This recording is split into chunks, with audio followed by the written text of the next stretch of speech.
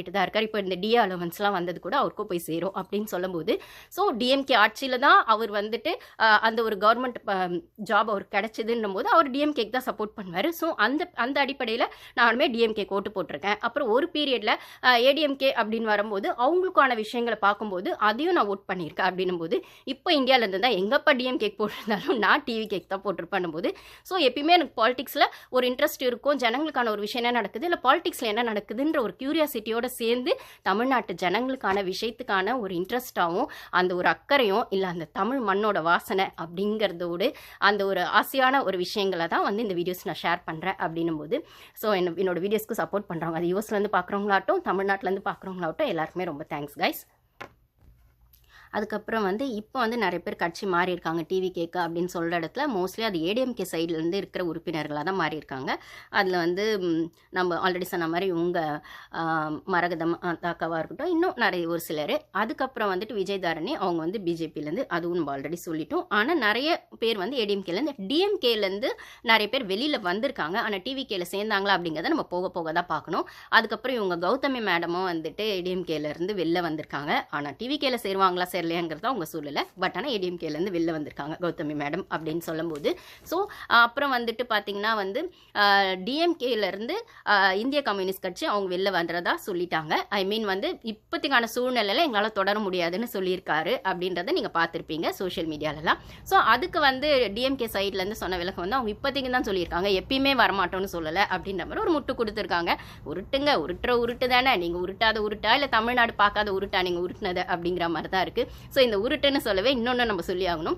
DMK சைடில் வந்து அண்ணா அறிவாலயத்தில் மீட்டிங் வந்து நடந்திருக்கு, முக ஸ்டாலின் தலைமையில் வந்து நடந்திருக்கு. அது வந்து அவங்களோட தோல்விக்கு என்ன காரணம் அப்படிங்கிற மாதிரி அந்த ஒரு ஃபீட்பேக் எல்லாம் கொடுத்ததாகட்டும், அப்புறம் கனிமொழி மேடம் பேசினதாகட்டும், அங்கே வந்து நிறைய லேடிஸ் வந்து போனாங்க. நிறைய லேடிஸ் வந்து தலைவர் பேச்சை கேட்கறதுக்கும் டிஎம்கேவோட பேச்சை கேட்கறதுக்கும் இல்லை டிஎம்கேவோட நெக்ஸ்ட் வளர்ச்சி திட்டத்துக்கான விஷயங்களுக்காகவும் அவங்க உருட்டு சொல்கிறேன் நான் போய் கேட்கறதுக்கு ஆர்வமாக இருந்தாங்க அப்படின்னு சொல்கிறதுக்கு பின்னாடி வாட்ச் வந்து கைமாறி இருக்குப்பா. அங்கே போன எல்லா லேடிஸ்க்கும் ஃப்ரீயாக வாட்ச் கொடுத்துருக்காங்க. இலவசம் அப்படிங்கிறது திமுக ஆட்சியில் என்ன ரொம்ப புதுசாக என்ன, அவங்க வந்து இலவசமாக 5000 ரூபாய் கொடுத்து இப்போ தோத்துருக்காங்க அப்படின்ற பட்சத்தில் பணத்தையும் வாங்கிட்டு ஜனங்க ஏமாற்றிட்டாங்க அப்படிங்கிறது அவங்களோட புரிதலாக இருக்குது. நம்ம ஆல்ரெடி பேசியிருக்கோம், பணம் வந்து ஜனங்க வந்து வாங்கினது உண்மைதான்.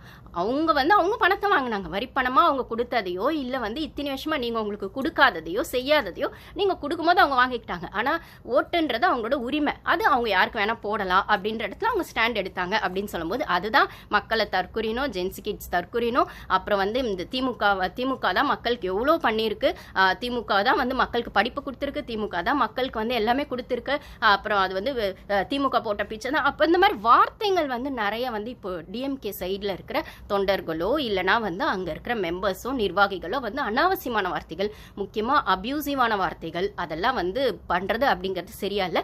முக்கியமாக லேடிஸை தரக்குறைவாக பேசுறது அப்படிங்கிறது டிஎம்கே சைட்லேருந்து நிறைய பேர் இப்போ பேசுகிறாங்க. அப்படின்னும் போது அது அந்த கட்சியை இழிவுபடுத்துறதுக்கான விஷயம். ஒரு சில வார்த்தைகளை முக ஸ்டாலின் அவர்களே கண்டித்திருக்கிறார்கள். இதை பேசியிருக்க வேணாம், அது யார் பேசுனாங்கன்னு உங்களுக்கே தெரியும். ஸோ வந்து அந்த மாதிரி விஷயங்கள்லாம் வந்து அதெல்லாம் தவிர்த்து இருக்கலாம். அப்படின்னும் போது உங்களோட கோபம் நியாயமானதாக கூட இருக்கலாம், ஆனால் வந்து அதை வெளிப்படுத்துறதுக்கான ஒரு முறை இருக்குது. அப்படின்னும் போது ஏன் நம்ம சேனல்லையுமே நிறைய அபியூசிவ் கமெண்ட்ஸ் டிஎம்கே சைட்லேருந்து வந்துச்சு. அதனால தான் நான் வந்து அது இப்போதைக்கு நான் வந்து ரிமூவ் பண்ணிட்டேன். சப்போஸ் நெக்ஸ்ட் லெவல் போனால் நான் அதை ரிப்போர்ட் பண்ணிவிடுவேன் அப்படிங்கிறதையும் நான் சொல்லியிருக்கேன். அப்படின்னு சொல்லும்போது இது வந்து அவங்க சைடில் இருக்க கோவத்தை வெளிப்படுத்துகிற விதமாக இருக்கலாம், ஆதங்கத்தை வெளிப்படுத்துகிற விதமாக இருக்கலாம். ஆனால் அதை நீங்கள் ஆத்திரமாவோ வெறியாவோ இப்படி அபியூசிவ் கமெண்ட்ஸாவோ அபியூசிவ் ஸ்பீச்சாவோ, ஏன்னா இப்போ நிறைய லீடர்ஸ் ஐ மீன் டிஎம்கேல இருக்கக்கூடிய நான் சொன்ன மாதிரி அவங்க கொடுத்த அந்த ஸ்பீச் எல்லாமே வந்து மக்கள் அப்படிங்கிறதையும் ஒரு லெவல் மீறி, பொதுவாக மக்கள் அப்படிங்கிறத மீறி பெண்களை இழிவுபடுத்துகிற மாதிரி வார்த்தைகள் என்னோட கமெண்ட்ஸ்லையுமே அப்படி வந்ததை தான் நான் வார்ன் பண்ணியிருக்கேன். அப்படின்னு சொல்லும்போது இது அவங்களோட மனநிலைமையை காட்டுது. ஸோ அவங்களோட கோத்தோட வெளிப்பட மட்டும் இல்லாமல் அவங்களுக்கு உள்ளே இருக்க அந்த ஒரு மனநிலைமையை அது காட்டுதுன்னும் போது இது உங்கள் கட்சியை நீங்கள் இழிவுபடுத்துறது தான், உங்கள் தலைவரை நீங்கள் இழிவுபடுத்துறதான்றதை மைண்டில் வச்சுக்கோங்க, மனசில் வச்சுக்கோங்க. அப்படின்னு சொல்லும்போது இந்த அளவுக்கு வந்து டிஎம்கேவால் இந்த தோல்வி அக்செப்ட் அக்செப்ட் பண்ண முடியல. ஏன் அப்படிங்கிறது எனக்கு புரியல. இது புதுசு தோல்வி அப்படிங்கிறதுனாலயா?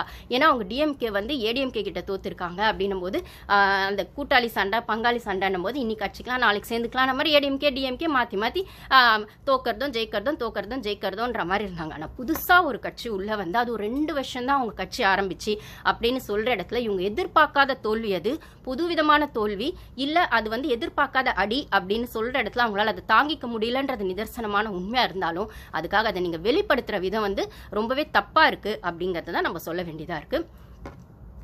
அப்புறம் அவர் பேசினதுமே உதயநிதி ஸ்டாலின் பேசினதுமே கோமாளின்னு பேசினதாகட்டும், அப்புறம் இந்த கோமணம் கட்டுறது அப்படிங்கிற மாதிரி இப்போ ரீசெண்டாக ஒருத்தனுக்கு எல்லாமே அபவ் 50 இயர்ஸ் மேலே இருக்கவங்க. நான் சொன்ன மாதிரி டிஎம்கேல சீனியர் மெம்பர்ஸாக இருக்கக்கூடியவங்க, சீனியர் லீடர்ஸாக இருந்தவங்க, சீனியர் பொசிஷனில் இருந்தவங்க. இன்னைக்கு உங்களுக்கு அந்த பதவி கிடைக்கல, அந்த பொறுப்பு கிடைக்கல, இல்லை மக்கள் அதை உங்களுக்கு கொடுக்கல அப்படிங்கிற கோத்துக்காக நீங்கள் உங்களோட கேரக்டரே இப்போ வந்து கெடுத்துக்கிறீங்க அப்படிங்கிறது தான் அதில் வருது.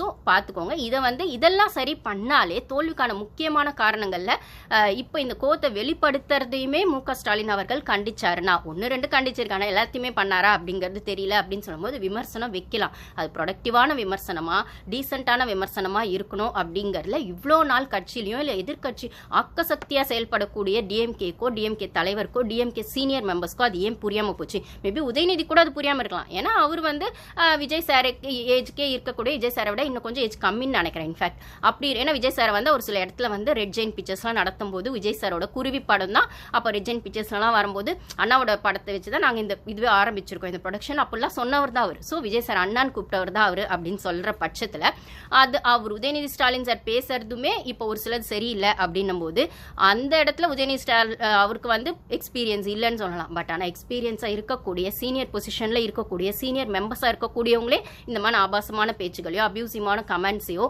அபியூசிவான இது பெண்கள் மீதான அந்த ஒரு சில தரக்குறைவான விஷயங்களையோ பேசுறத டிஎம்கே சைட்லேருந்து டிஎம்கே தலைவராக இருக்கக்கூடிய மு.க. ஸ்டாலின் அவர்கள் கண்டிச்சாருன்னா அதுவே அவங்க கட்சி அடுத்த லெவலுக்கு மக்கள்கிட்ட ரீச் ஆகிறதுக்கான விஷயமா இருக்கும் அப்படின்றத விடவும் அவரே புலம்பிட்டு தான் இருக்காருன்றது தான் நிதர்சனமான உண்மை.